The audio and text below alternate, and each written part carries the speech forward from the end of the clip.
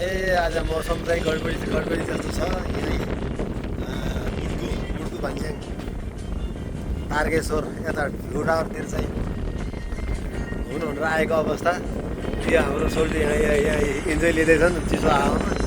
एक गिलास हान्यो भने झन् अझ फर्कन नाथ्यो होला, के गर्नु पाएको छैन। रमाइलो छ यहाँ सट्टा काठमाडौँको चाहिँ दृश्य राम्रोले देख्थ्यो। आज पुरै मौसम गडबडी छ। मौसम गडबडी भएकोले गर्दाखेरि राम्रो देखिया छैन। हो त्यहाँ पारिपट्टिको चाहिँ भुवनेश्वरीको टेम्पल हो मन्दिर, तर आज मौसमले साथ दिएन कैद गर्नलाई। अब यहाँ यस्तै छ। त्यो चाहिँ नागार्जुन डाँडा क्या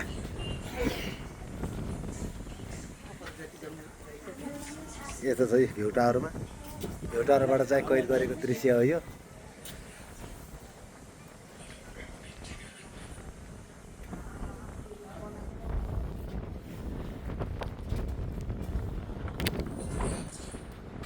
भनेपछि भ्यू टावरतिर हामी हावा खान भनेर आएको। हावा त हावा राम्रै हावा आएको अवस्था छ। अब यस्तै छ। यो हामी चाहिँ अब हात्तीवनतिर भनेर हिँडेको मान्छे बुड्को भन्छको यहाँ भ्यू टावरतिर पुगेको अवस्था छ। हावा चाहिँ मर्ने गरेर हावा चलिरहेको स्याम एकदम जोडले चलिरहेको अवस्था छ।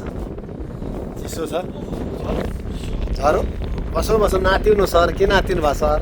फोटो सोटो 2-4वटा हानु ल, आउनुहोस् सर फोटो हानु।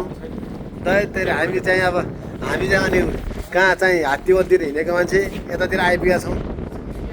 ल सर अब फोटो सोटो 2-4वटा हानु, त्यसपछिबाट चाहिँ अनि चाहिँ तल झरौँ है ल।